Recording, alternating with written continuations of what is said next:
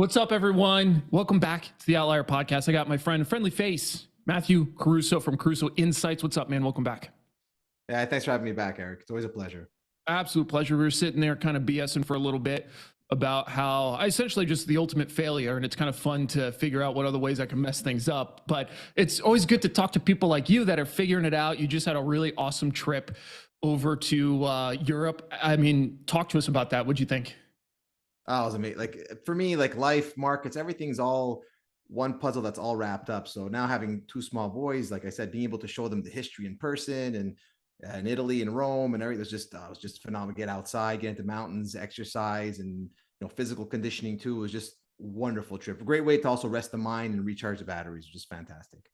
Yeah. Now, what kind of stuff did your boys really enjoy doing? What did they gravitate to?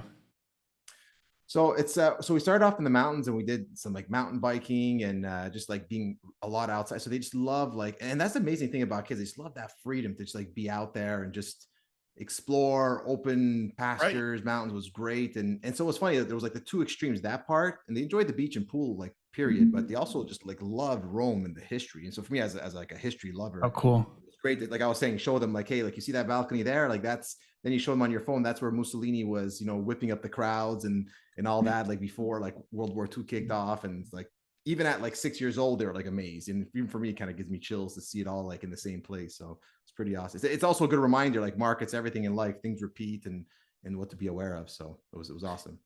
Well, and one of the cool things that you were telling me right before we started talking is that how one of your sons was like really starting to like pick up the gravity of things. And like, Mhm. I just feel like that's got to be so cool to be able to experience them experiencing that. That's got to be just so fun for you. Yeah, like just for them to see how like they still see things very black and white, but to see them Right. start to like connect the dots of how everything and how the world functions. And they grow up in a nice environment, and then to see like, oh, there could be bad actors out there and the repercussions and all that. So it's amazing to see it kind of almost relearn it through someone else's eyes again. It's a great So experience. cool. So cool. Yeah. Dude, I love that. So, one of the things I like to ask traders specifically that do stuff like that, though, is how do you set your portfolio when you go on vacation mode? Because, funny enough, I was telling you, I was just in Alaska and I had to go through a similar process that I always find interesting to try to describe to people. But as you know, I love learning your approach to stuff. So, what do you do with your portfolio before you bounce? I feel like I'm cursed. If I go with a lot of positions, like the market tanks. If I go with no positions, the market rips. So it's like you're kind Yes. of in trouble. But like I learned even on my honeymoon, I ended up spending way more money on losses than I did on my honeymoon because I became inattentive and positions went against me. So I never fully disconnect because I Yeah. find even being completely away for 3 weeks, you lose that touch and that feel. So Yes. I'll always have a couple of things. Definitely watch every day, but just really reduce size. And I make sure that I can at least check market open so I can put in stop orders if need be, and then I can go on my own. But having like 30% exposure is not the same as having 120% exposure. So at least if you have light positioning and at least you're watching, you get the best of both worlds. You get to have like a mind that's not overly kind of weighed down by markets, and at the same time you keep your kind of feel with the market. Yeah, that's awesome. Do you find any benefit from not being as over the portfolio? I know for me sometimes, especially if I'm running more programmatic style trades, so definitely a little bit different than what you're doing. But if I'm like trying to churn out risk premiums, a big part of that is just occurrences. And sometimes it is not fun watching one of those occurrences burn into a fiery flame. And you're just like, okay, I guess I should watch this.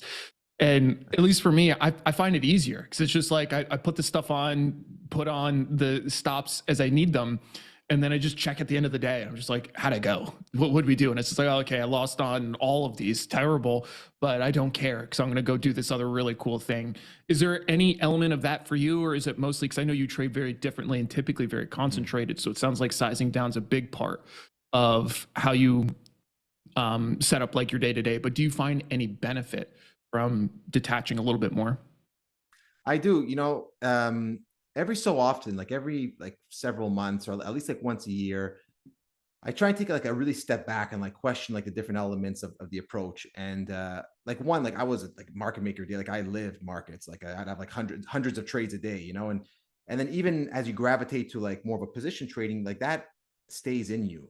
So Mhm. but like so being able to step away, it's like, okay, can I do this? Like how much of my time is actually wasted, or how much is like working against me staring at the screens versus just using stop orders? Because I have a lot of like clients and stuff that where they, everything is just functioned off of like, trigger points and that. So I mean, it works for them, but then I tend to just sit in front of the screen all day and watch price action. It's like, hey, is that actually helping or working against me? So like when you're market making, obviously it's critical, but like in this Right. environment, I mean, sometimes you'll catch that extra opportunity, but you got to weigh that against like, does it, pull on your impulses to put on a trade you shouldn't? I mean, we're all human. You still do kind of make those impulse decisions sometimes. So it's nice to kind of like question, like, hey, if I'm really away from the screens, does it help or does it make it worse? And what's the impact on, like, for me, touch and feel is important. It's like I try and quantify as much as I can, make things as black and white as possible, but there's always a little bit of that, like that innate gut feeling where, like, even if your system tells you to be long, like, do you want to attack it like with like the full aggressive posturing of your system, or do you want to like make it a little more relaxed? I find that confidence comes from that feel. So it's trying to kind of manage both. Yeah, it sounds a lot like from Malcolm Gladwell's Blink, and I think he's the right author for that book. There's a book called Blink, and Mhm. it's very much about subconscious processing and priming. So when you talk about that idea of like this touch and like the feel of the markets, it's funny because when you talk to people that don't really understand it, it's like very esoteric. It kind of just sounds whimsical, like nothing. But then when you're actually like a practitioner of it, you get like, I literally know exactly what you're talking about, Yeah. because I actually think it's a bigger part of what a lot of traders do, especially more discretionary traders that are not, just algorithmic in nature. So when you're taking a step back and you're analyzing what you're doing, you're kind of seeing like this process that I'm following, value add versus value not add. Do you have any examples of something that when you were looking at it, you realize that this is not actually tremendous value add? Yeah, it's sometimes it's the merging of you're trying to merge like processes in your mind. So it's like there's certain tools and or applications that worked well when I was day trading, and so that impulse will still come out. Like you can see that in the short term. I can say, oh, there's this short term opportunity, but then after, when you're positioning or what, like it throws off a larger strategy. Like let's say you're not right about that move, then it affects your average cost. And so like sometimes, even though it looks like a good setup in the short term, trying to like through impulse kind of merge two different approaches can kind of work against you. Mhm. But everything like you kind of touch on, it came more to the forefront for me. I was at one point I got really deep into like kind of Ray Dalio and everything he did, and like what he calls like kind of the golden system about how he manages risk through diversification, like the whole, which is very different from how I approach things. But I Yeah. saw in several interviews where he, like, they asked him like, what do you attribute your success to? Like in different interviews, different times, and he's like, meditation. I was like for me, it's like I agree, it's like meditate. Like it was like the most unexpected answer I could have expected. But I think as you go on with time as a trader, especially when you go through periods of drawdown, like when you're fresh, you're new, it's like, let's go, let's go, let's go. And but then when you kind of go through like the meat grinder a little bit, like you realize how like keeping your mind centered and focused is that's almost a difference between those who end up succeeding and those who just drop off eventually. Yeah, it will, and it's funny when chuckle about the responsive meditation, because one of the things that I find with practitioners that get good at pretty much anything they're doing, over the long run, they essentially just boil things down into like these really seemingly simple things, but they're things that are done really well. I always get a kick out of that. Like even in the military, there's a bunch of times that you would talk to dudes about the way that they thought about this process. And the process itself can be insanely complex, like markets, but then they'll literally just boil it down to slow is smooth, smooth is fast. Like, Yeah. well, what does that even mean? Like, what does that mean? Like, what do I do with that?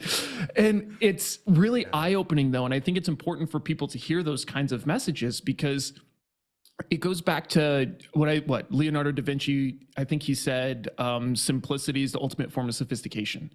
And Mhm. I love that line, because I notice people that get really good at trading or other things, they're really good at breaking things down into their core concepts, simple, and doing Yeah. them really well, really, really well. So that's an interesting one to hear from your perspective, though, because I like the way that you're kind of talking about like balancing those two parts, those two systems in the mind. Um, when you're on your vacation, It sounds like you're like me, where I still absolutely look at markets. And for me, it's very rarely because like I'm like a crackhead and I'm like, oh, I just got to get a peek. Like I just because much like you, I love markets. Yeah. I enjoy them. So when you're looking at markets though, in a pared down sense, what are the really key things that you're focusing on? Like if you were to give somebody a Cliff Notes version of if they're going on a trip and they're asking you like, hey Matt, what are some good things I should look at to be super efficient when I'm looking at markets? What does that look like? So it's funny that there's I'm sure you know the book Reminiscences of a Stock Operator. There's so many little things you can pull from that book. But I remember there was one chapter where he was talking about like a great trader, and he would like pace back and forth across the room, but like with a predictable like tempo. Like I think like every 30 minutes he'd go to the ticker tape and check a quote. And like part of the story was like he basically eventually let us all know that by checking like at a regular interval, even if it's every hour or every 2 hours, you get a sense for how markets are reacting over those intervals. So Hmm. instead of checking like after 5 minutes, and after 4 hours, and after 2 minutes, like by having kind of like a more like systematic approach, you get a sense of like let's say you check the first half hour of the day, pretty much like volume, price action, what goes on in that Right. first half hour. So like I try even on vacation have kind of like a different times that I'll regularly check. And also I just check for like the outlier moves, like the outlier podcast. Oh Like yeah. so basically, who are like, especially if it's summertime, like I try and ignore all of the like just the stocks up 1%, down 1%. Like, is there any Sure. kind of dramatic outperformance by stocks like and beyond one day? So if we're up today, is there follow through the next day, or is it just like summer chop, summer churn? So just kind of trying to at least like decipher if there's any sustainable trends or if it's just noise. Like that's just kind of just trying to like get, I have less time, just want to focus on like what's the signal coming from the market. Got it. Yeah, I love that. So then when you're looking at the rest of your portfolio though, like you're talking about you size down a lot, are you still ready to jump at opportunities if you see them? Or is it just kind of monitoring things, keeping a pulse, and then you'll really get back to things when you get back at the office? I'll do like a little bit. Like I just try and avoid getting fully invested. Like Got it. because like your mind is distracted. Like you could be with the kids on a mountaintop and dad come and play, and then you're glued to your phone, which especially if like of course the way it is next day the market's gonna open up down and you're gonna have to like worry about who's getting stopped out and you're on your Yeah. phone and the connection maybe is not great. So to a certain extent, at least if you're like 50% invested, there's only so much pain that can come from a mistake. So I still try and like keep myself on the reduced side of things, just Yeah. in case something goes awry, you don't have access or whatever happens. Yeah. Yeah. Makes a ton of sense. So, talk to me a little bit about your perception of what the market's done so far this year. And actually, one of the things I want to highlight specifically and get your take on was the series of moves essentially that started from the 1st of August, then over the 2nd, and then the 5th. Like those 3 days specifically were really interesting to me personally, but I'm curious if they were anything special to you or just what you made of that move there. So this year, it's a really interesting year because, and we spoke about on past podcasts together, like I always like to follow like the net highs, like number of stocks making 52-week highs versus Oh, 52-week lows. And that hasn't been very accurate this year. It's been very wonky because what we're going through, like bouts of inflation messes up the normal mechanics of markets. Like that's why, like you saw, like in the past couple of years, like like the 60-40 portfolios all kind of blew up because bonds. So inflation breaks the regular like functioning of the market. The market still function, but the regular relationships go in opposite directions. And so I think coming off the bottom, we are starting to kind of get that rebound once inflation peaked, even though the Fed hadn't cut rates and all that yet. But we entered in this thing like basically like a K recovery, like they're saying. There's a few stocks that are doing really great, but there's a lot of stocks that are not doing well, like not doing great at all.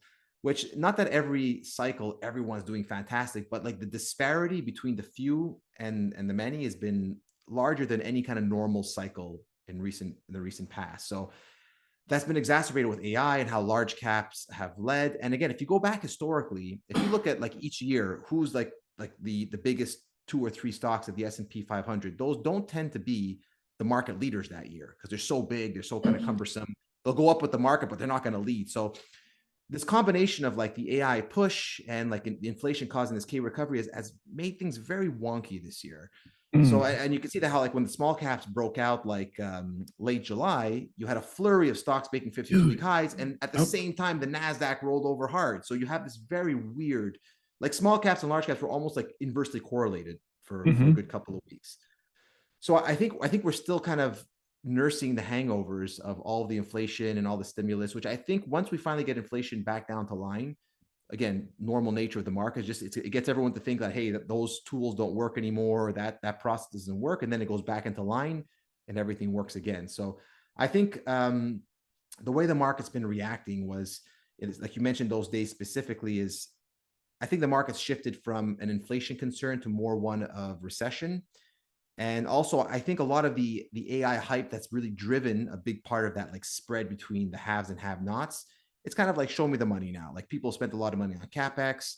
There's been a lot of like enormous market cap gains. Is that going to actually come to fruition? I think through earnings, it hasn't been a good earnings season, so there's a bit of like concern with that. So I think there was a bit of that catch-up move, which then the whole yen carry trade like was this giant bomb that like exacerbated everything. And again, we're still having these rebounding ramifications.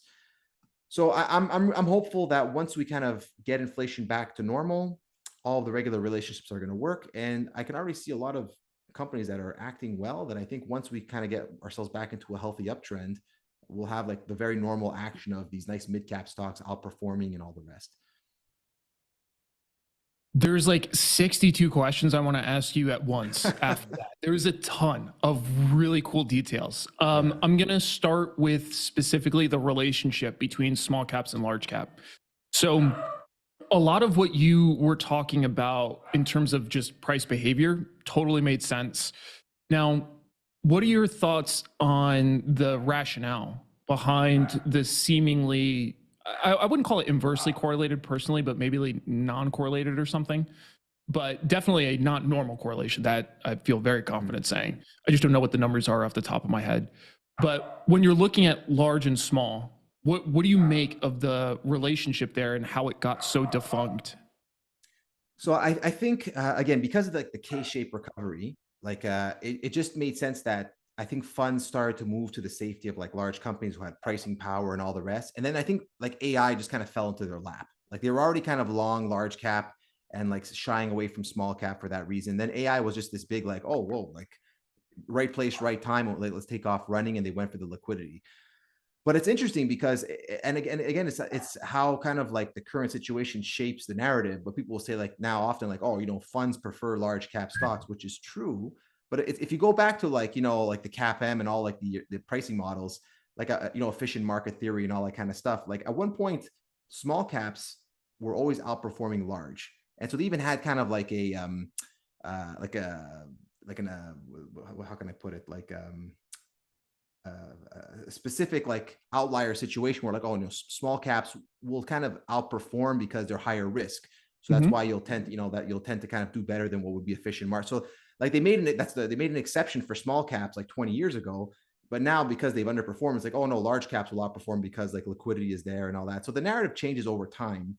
But in general, in a normal market cycle, correlations should be generally positive. I mean, no, it's the rising tide lifts all boats. Like usually if Microsoft's doing well, it's because they're selling office subscriptions to small, medium-sized businesses. It's very rare that the largest five are doing phenomenal and everybody else is not. So I think it's a weird moment in time which happens, which is kind of a combination of inflation, safety trade, then suddenly like an infrastructure rollout that kind of popped out of nowhere, which I think will kind of come into line, and we're going to see the normal relationships show up soon.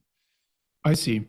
Next question. What did you make of the velocity of small caps on the way up first? So kind of talking about that gap day, was it like the 11th or the 12th, and then the subsequent like 3 or 4 days after that? What, I know that you're a student of markets and market history and Mm. price behavior. Did you make anything specific of the velocity of that move? So that was my concern. So even like with clients are saying like, oh, now that we have these net highs, do we have this big bull market starting now? Because like small caps took off. And so my concern, again, this is like where the gut instinct will still kind of come in, because you have this indicator and just knowing that there's some weird kind of issues going on because of this disparity. But what I think happened was that just like with the yen carry trade that blew up, it was the crowded trade. Everyone was long large cap tech, short small caps. And then we just went the other way really quickly as things started to reverse. So I think it was just more of a big short squeeze, like and basically a long squeeze on the long, like push people out both directions. And that's why you just got so incredibly negatively correlated, because I think that was just funds way off base, way overly concentrated, being blown out in both directions. And so that's why I think now you can see that that relationship has kind of fallen back into a little bit more normalcy than what it was for a little while there. Got it. Okay. And then same question for the drawdown side of things. I personally thought it was really interesting that we saw Russell pop. I mean, it was like one of the largest moves it's had in its history over a 7-day period. It was just incredible. And then over a 3-day period, it literally undoes all of it. I was like, I was sitting there, I was just like, what is going on? Like, that's crazy to me. And Yeah. I always thought it was a little bit of just a overly reactive market, like very emphatic is what it seemed like to me. Like just people, it's funny you mentioned the idea of like this rapid repositioning, because that's what it felt like. That's kind of Yeah. what I was seeing. But the way down typically quicker. But did you make anything special about that 3-day period, essentially, where it just undid that entire move? I think it was just, easy come, easy go. It's like whenever like, and sometimes the market, there's so many elements of this market. It's like long term, like, yeah, fundamentals, price action will follow fundamentals. In the short term, positioning is what dominates. Like, I mean, the fundamentals could be what they want, but if everybody's short, you're gonna get. Let me look at Right. GameStop. I mean, like Right. that's the extreme example.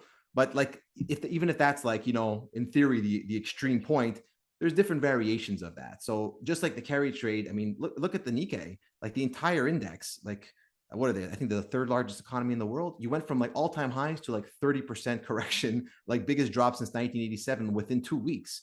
And that's because positioning was so extreme. And again, we spoke about that K kind of recovery where some are Yeah. benefiting and most are not. Well, even if that's the case, getting overly one-sided then brings up these other kind of risks. And it's not the first. I mean, there's other times I've traded. I remember the carry trades blown up in the past, and you always see this kind of, the oil trades blown up, the gold trades. Every so often, a trade blows up somewhere. So always be cautious when it's like a very obvious positioning. Like you need to be careful.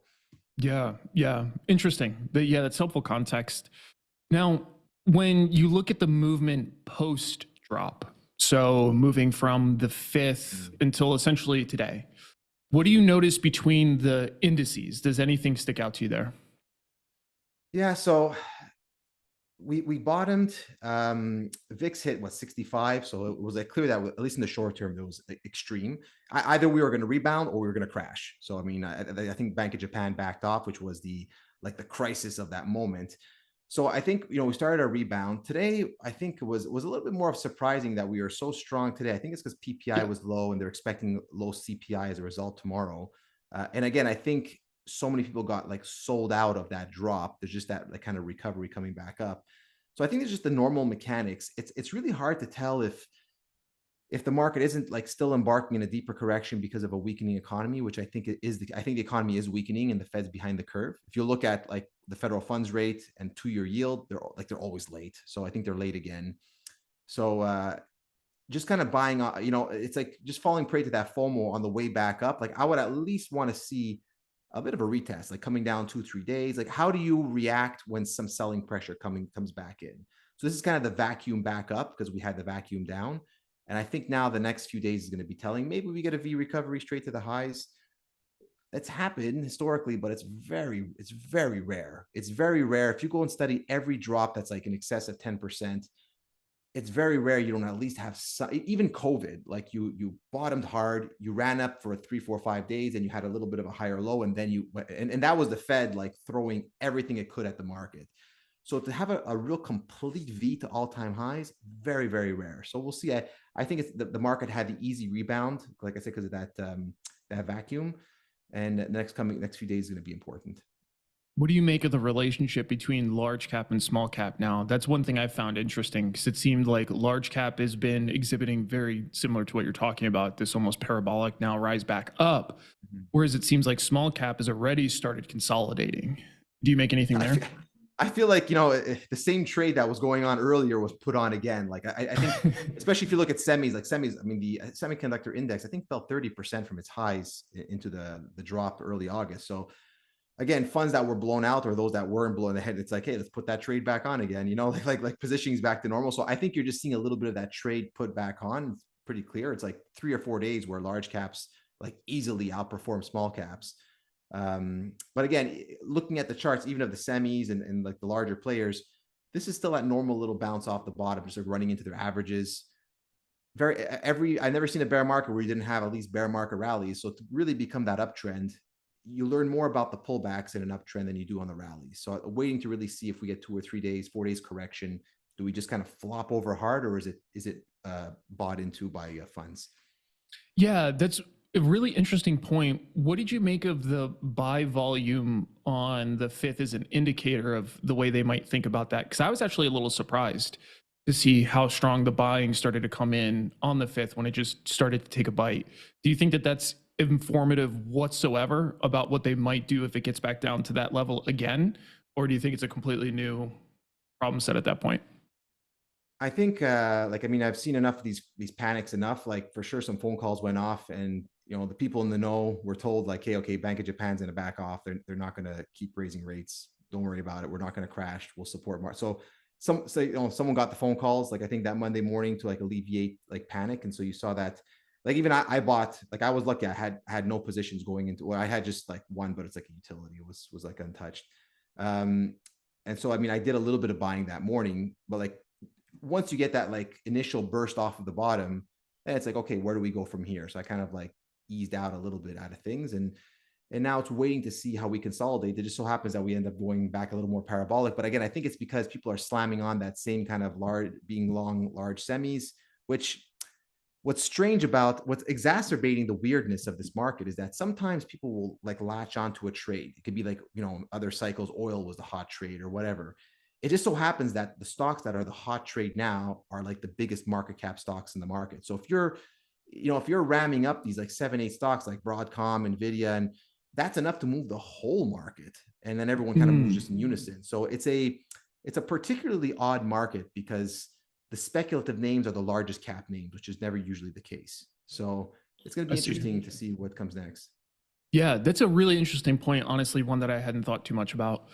I The mean, if you that look back to the early 90s, like when the internet was becoming a thing, like IBM wasn't like the hot stock of the market. You know what I mean? right, Or like if you go back to like early 2000s, like it wasn't I don't know, Exxon Mobil that was the hot stock of the market going up and down like crazy but like now that's what it is. I mean, like Nvidia is maybe not the largest market cap anymore, but close enough. And up 7% one day, down 4, like though that's kind of like the action usually of a small cap stock. So it's right, pretty wild. right. Yeah. What do you think about the current positioning of things in the economy with respect to a prospective recession? I think we're slowing, and we just had Home Depot come out this morning saying that the consumer is slowing. So I think Starbucks been having a hard time. You're seeing it in a lot of different places, and it makes sense. I mean, we went from 0 to 5.5% in a straight line.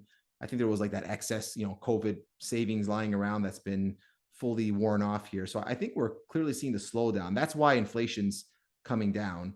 And as investors, it's always easy to kind of like play one day, quarterback for the Fed, like, oh, they should do this and do that, but if I was the Fed, I would rather be a little extra hawkish and see the market break down and see a small recession than see inflation ignite again. Like, it's far easier to resuscitate Yeah. like a small recession than to like kind of anchor people expecting a lot of inflation. If that happens, you set off a decade of trouble. So it's like I get what Powell's doing. Like, he's going to be. It's always the kind of easy to play the blame game. Like, oh, they're going to put us into a recession. Like, I think Right. the U.S. economy is far stronger than anyone would have expected with 5.5% like federal Yeah. funds rate. Like, far stronger. Which, um, so I mean, I don't see a big. Usually, a big bear market comes around when something systemically breaks, or you go into like a hard recession. Like, I don't really see that. I think this is like normal corrective stuff because it was like large caps got ahead of themselves. I think if we even correct a little bit longer and further, it's like we just set up like a really strong potential bull market. I mean, think about it. Once inflation gets re-anchored at 2%, you have like a new kind of massive productivity boost, like with AI, which could be similar to like Mhm. the internet. We'll see how it develops, whether it does or doesn't. Um, but markets are already generally strong, economies are strong, and the Fed's about to go to begin a rate cut cycle. So I mean, it's pretty wild to have like all that going on. I mean, we don't know who's going to become president, but let's say it's Trump, and he also then has more like tax cutting policies. So you'll get like stimulus from tax cuts, you'll get stimulus from Fed rate cuts. You have maybe a potential AI productivity boom. So I mean, if all of that were to come together, that shapes up for like a multi-year like super bull market. I mean, there's a lot of variables there, but we'll see. Something to be really optimistic about, I think. You mentioned being close to a rate cut cycle, which I agree with, right? We can kind of see that through the bond market. What do you think about small cap positioning right now, though, in relation to that? I think there's going to be a catch up move. It's awful because I think small caps got hammered twofold, which is frustrating for people because the inflation, they didn't have good pricing power, and now a recession hits them first. Before, I mean, you're more likely to not go to your local store than not get an iPhone. So they kind of got hit both sides. So I think it's just going to lead to basically everyone being out of small caps, even mid caps. I mean, never we say small, even mid. I mean, this has really been just a large cap game has been where like all the heat has been.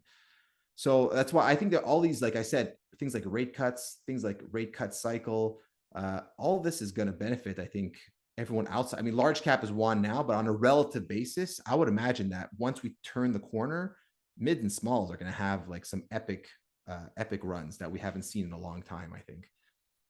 That was honestly my assessment as well, but it's also part of my current confusion because I think that's a big part of what we saw that original run in small caps, in that it seemed like we thought we were on the cusp of these rate cuts and kind of starting to front run that move.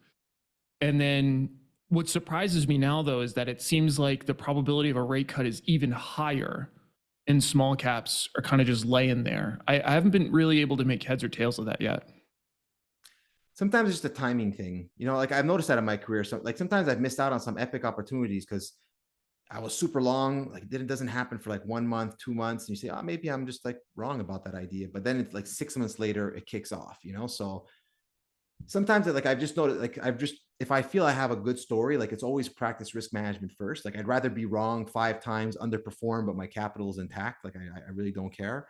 But then after, when if it is right, then you nail it. But then it's really just actually, again, going back to Reminiscence of Stock Operator, there's like a cool story he talks about where like he finally learns like how to short and all this kind of stuff, and he gets his right positioning. He's like, I got everything right, but I didn't realize, I saw this big heap of gold. There was a wheelbarrow with a shovel, help yourself. I didn't realize there was a time lock, and I ran too fast. I fell, I tripped, and I missed all the gold, and I ended up losing money. So like that time element, it just sometimes, I think as traders, we can see better into the future than others, but then after we kind of get ahead of the actual market itself. So sometimes it's just patience, I think. Yeah, I think that makes sense too. It's funny when you were talking about the timing element, because I think you just about perfectly described the Russell trade that I had on the beginning of the year that just did nothing for 2 months. And I was just like, all right, man, I guess I'm just the village idiot. Okay. So then I moved on to something else, but I set a bunch of alerts because I was just like, I just know this is going to pop at some point. So, and then it did it all in 5 days and you weren't positioned yet. I was actually Right? super stoked because as soon as it made that first gap up, I missed the first half of that first day's gap up. I missed that gap up. But from there, as soon as I saw that, I was just like, load the boats, bro. I just full ported everything into it. And then I kind of just trend followed it down a little bit. I actually have a video coming out soon talking about more specifically the strategy I used, a ratio called diagonal. And I used that trade as the vector just because it's a recent one that was kind of entertaining because I get to talk about how dumb I was at the beginning of it. But yeah, I was sitting there, I was just like, I don't know if I'm pissed off right now because it took so long to happen, but then it literally has essentially made the year's worth of moves in like 6 days. So how mad do I get to be? And I haven't really figured that out yet. I'm still pretty pissed off though, because in the beginning I was just looking left, looking right, and I was just like, what's happening? What's small? Do something. Well, if you think that makes you upset, I had position SMCI so this year that was one of the best. So last year at let me look at my chart here. So from like June, it was a 200. I had like I had built a big portfolio. Like I think I had like a 40-50% position in SMCI in my portfolio from like 200 up to like 340. And then earnings were sour, kind of gapped down. So I got out of it with like, some profit, but less profit. And like I'm watching and there was so many failed attempts. And all of a sudden, like January, it's like lagging, not really keeping up with the market. Then all of a sudden from 300, you're 1200. It's like the trade of the year. I'm like, anyways, I was like, again, being a little bit early sometimes. And that's just, and if I would have had that same position, it would have been like, wow, like epic year again, Yeah, yeah, but yeah. what can you do? That's exactly how she goes. Well, and you also know exactly what would have happened if you stayed in the trade. You personally would have crashed SMCI. For whatever reason, if you had stayed in that trade, SMCI wouldn't have made that move. Something terrible would have happened and it would have plummeted. And you would have been like, shit, I should have got out. I've learned to reconcile that the market is one of the only forces I've ever met that can make two people with opposing positions simultaneously wrong. And it has I a really agree. as a slick way of doing it too, because wait, you did something different, but we both lost. How? I don't know how anyone who's traded long enough can be egotistical. I don't know. To me, it's impossible. It's like if you have an ego after trading for like 5-10 years plus, wow, there's something special about every single person I know who's traded for a living is a very like centered person. Like, okay, that's what the market gave me, and like just move on. Like it'll grind you into the ground if you let it. So I literally couldn't agree with you more. There's actually a saying that I use with people. I tell them like, do you want to be right or do you want to make money? And I know there's some people who really like, the skill set of being able to be right. Actually, Jim Ropel is one of them. I asked him that question. He's like, no, I want to be right. And I was just like, okay, it's totally fair, man. Because like some people really, really like that process. And in that process, they get to make money. But for me specifically, and I think for a lot of people that have egos, it's really important, at least for me, to always put like first things first, which is I could be completely wrong and make money, or I can be completely right and lose money. But the important part is figuring out a system to interface with the market and make money in the long run, which is the whole kit and caboodle for me, at least. yeah. I think I still Like would probably. sorry. No, No, I no, was go. gonna say, like, I found that markets go through like repetitive 3-4 month cycles. Like every 3-4 months, like you get a new wave and new winners come out. So like, I've been trading professionally since 2008. I started trading 2003, 4. Like I've seen these cycles so many times. And sometimes you get them so like I've had like some really epic runs in 3-4 months, like, multi 100% returns. And other times it's like your lag for 12 months, it's 18 months where you just like you're making a bit, but you just can't get it to connect. So like when you go through that cycle multiple times, you just realize like, okay, it's one of those cycles, and you just have to learn to be centered and not like blame yourself or not go off and change everything, and just stay centered and stay focused, because like it's just this recurring cycle of being sometimes super right, but then other times just not getting it. So Well, you also said something there that I think is really important, because I find trading in general is like the art of balance. You got to balance so many things. And to your point right there, like if you mistime a cycle, you have to have enough self-scrutiny to look at what you did and make sure that you did programmatically what made sense. But to your point, sometimes the market is just going to throw something else. And I'm actually curious how you think about solving that dichotomy, because you can't put your hands up and just be like, oh, the market's just doing whatever the market does and not hold yourself accountable. But you also can't punish yourself into the dirt, because if you do that, the market, to your point, will continue to humble you. Do you have any thoughts about like how to reconcile those two things as a trader? so it's funny you speak of Jim Ropel. So I talk with Jim sometimes, and he's a super nice guy. And there's something I kind of stole from him. He calls them guardrails, like things that you just want to make sure you don't make like a serious mistake. So like what I've tried to do like cycle after cycle is like, what was the biggest mistake that caused like there's always gonna be small mistakes, but those can be washed away. Like, were there any like more serious mistakes? And so I kind of like try and line up different rules to be those guardrails to not make them again, So like for example, like looking back at the past, like, year and a half, I always focus on small mid caps. That's always just where all the action's always been. So it's like I saw Nvidia, I saw that it had relative strength, it had earnings and sales and all that kind of stuff, but it just wasn't a focus of mine, So because I've always figured like, it's already $1 trillion company. Are you really going to triple from here in 6 months? Well, yeah, apparently you are, so, Who but had that in like, the bingo cards? yeah, exactly, but but again, like, so it's like you have the rules of like relative strength will always, like, if a stock won't go down when the market is down, like last to me, like looking back at Nvidia in March of 2023, when there was that like banking crisis that everyone forgot about happened for like a couple of Mhm. months, when the markets all kind of sold off, and like Nvidia was still like climbing, and either climbing or just going dead sideways. Like that was, you don't need to know the news. You almost don't even need to know earnings and sales. If the market's going to drop 10% and you're like at least a mid cap or higher, so you're not just like a small cap story.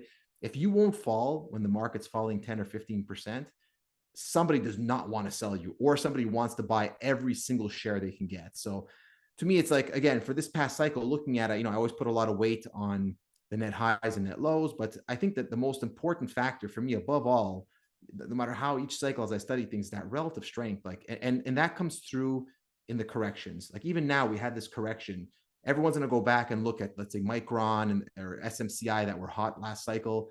But those are not the ones that held up well in this cycle the same way. There's new names, there's new things going on. So again, like, why chase Micron that's fallen 30, 40% when something like Palantir is already back at 52-week highs and barely budged during like the market sell-off? So it's like every cycle, again, you get that opportunity, and have those guardrails so you don't make that same kind of mistake you made on a prior cycle. Eventually, as long as you manage risk, you're going to kill it in one of the cycles and do great. Yeah, that's awesome. I love that. What a great way to look at it. When you look at the market behavior this year, one of the things I like to do is just try to decouple different inputs on the markets and just try to assess the overall impact. It's just kind of general curiosity for me.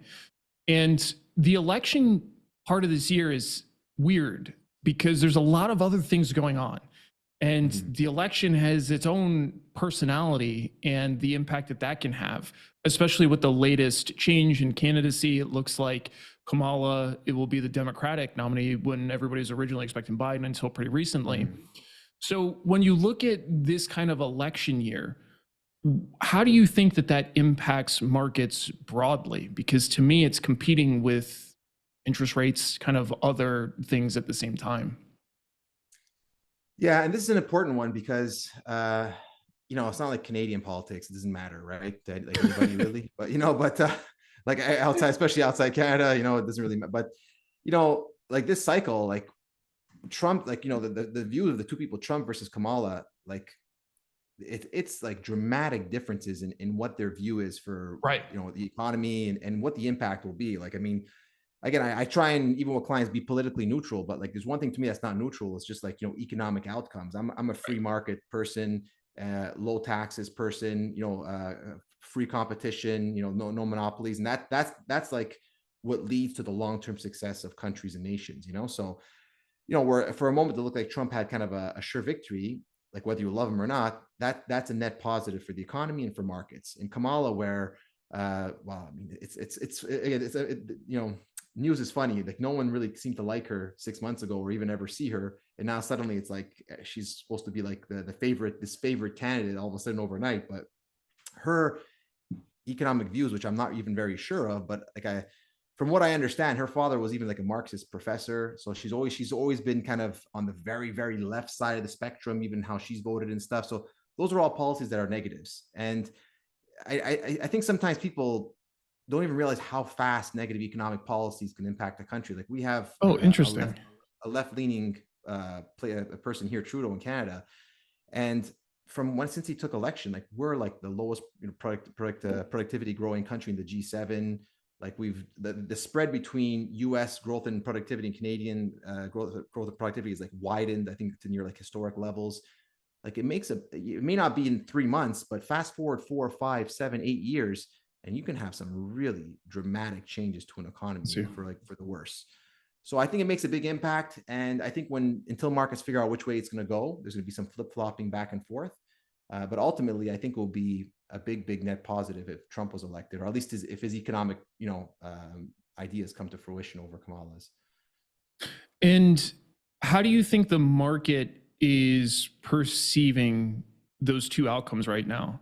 Because one of the things I've been looking at from the options market is just the positioning in the options chains right around the election. And there's Probably what you would imagine. I see it most years with an election is just a lot of hedging. There's a lot of Mm, mm. relatively long-term hedges being put on, which that's been slightly anomalous this year is that they started going on earlier than I typically would expect to see them. But do you think that there is any positioning within the market kind of like in a holding pattern until we get closer to seeing what that's actually going to look like or no? Yeah, I think so. And like I said, there's those multiple tailwinds that are coming. Uh, and the Trump one, or those economic policies is a wild card. And I mean, if you have like, let's say a Fed cutting cycle coming in, or even let's say a productivity boom, but then if you have someone who puts up more regulation or has more like really poor fiscal spending that leads to inflation that prevents the rate cut, like there's bad like fiscal policies that can ruin these other tailwinds that are building right now. So it's a big wild card, and so I think part of the last leg up was, I think, a little bit of excitement over like Trump leading in polls. You saw like crypto getting, a bit of a boost as even like he's kind of leaning more positively there. And so then I think just the massive positioning and then everything, also Kamala kind of coming through and like raising kind of odds of her winning the presidency. I think that also kind of weighed on the market drop. It was just kind of like a little perfect storm that hit like late July, early August with Japan and all of this kind of stuff at once. So I think definitely it's going to make things wild in the next few months, and I don't know which way it's going to turn out. So it's going to be interesting. Yeah, and I know we're coming up on time. I don't want to hold you too late, but a follow on to that, though, then is how do you personally think about approaching markets then leading into the event? Because, like you're talking about, because I agree with you.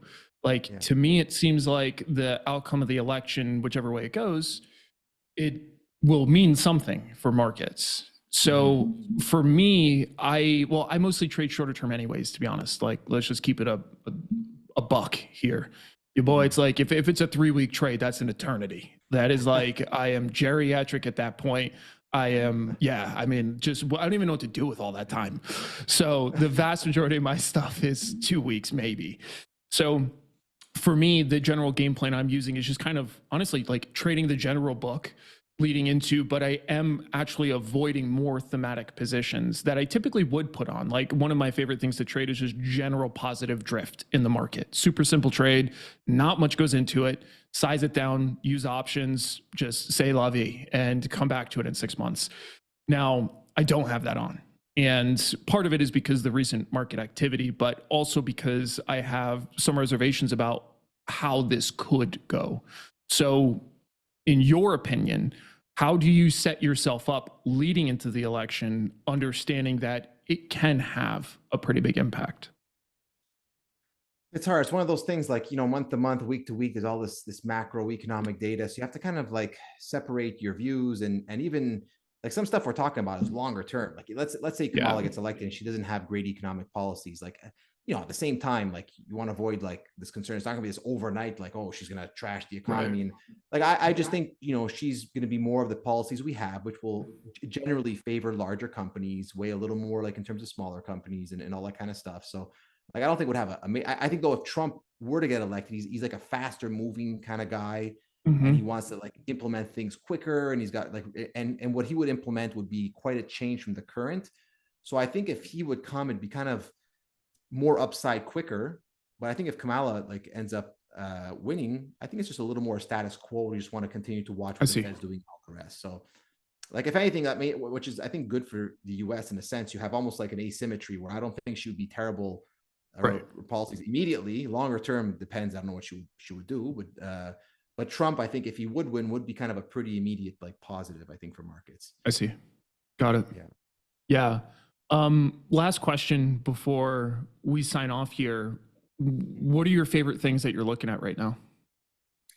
So like I mentioned before, I get excited. Like I don't always catch every uptrend perfect, but I've never been caught in a big downtrend. Thankfully, knock on wood. So again, I was cashed up for this drop. So and I was not that I was killing it before. So at least I didn't kill it on the way up. I didn't get killed on the way down. But again, now is that great time where you can see who didn't fall in this market drop. And so I'm watching stocks, like I said, I mentioned Palantir, which is, Yep. I think Palantir is really interesting because their growth is really picking up. If you look at their sales growth, not only are they growing, but the rate of their revenue growth is accelerating, which is phenomenal. And they're on like key themes, like obviously like AI, defense spending, and and all the rest. So they're really interesting. Then after we're looking at some other like the large caps, like Meta has held in great. I think Meta is someone where like data has become all the more valuable with AI and all the rest. So I think they're just going to find more and more tailwinds to like monetize all of that and reach out to new people. So again, they held in very well. There's just a lot of great names that did not break down with this market environment, and a lot of them are mid caps. You know, there's things like Cava, which is the restaurant Mediterranean restaurant group. There's so many I can name. Like a Service Now is more large cap, held in well. Um, so it's just really keeping an eye on all those stocks that did not break down. They're already trading at 52-week highs, some of them, with the market still quite a ways off. So they are all very, very being closely watched to me, looking for some kind of consolidation, see what the market does after this initial bounce when it kind of corrects. But it has me very excited because every time you have these corrections, those stocks that don't fall, then those become the epic winners for the next 3 to 4 months. But you need the market to participate. So that's always like that key thing. Like I always know which stocks will work, but you never quite know when that market will bottom. And until the market bottoms, it's like it's that anchor on them. So you have to kind of still need to get that timing right. But I think there's some clear leaders that are really kind of coming through, which is nice to see. Yeah, that's awesome, man. What a great note to end on. Plus, I mean, we can also just shout out the fact that the prospect of getting timing right for your boy is about no. So I'll continue to mess up all the timing on all of those, even though you gave me the script. I'll still dork it all up. But dude, absolute pleasure always hanging out with me. I absolutely love having the opportunity to pick your brain, learn from you every single time I get to walk away with a few nuggets. So thanks for hanging out. I will definitely send in the description below, all the links to your website, newsletter, which is great, your X profile. But is there anywhere else that you want to send people to? I'm also on YouTube. I try and increase posting frequency outside the summer. Summer gets a little bit, I get a little bit slower sometimes, but you can also check, everyone's watching on YouTube. So if you look me up on YouTube, you'll find me too.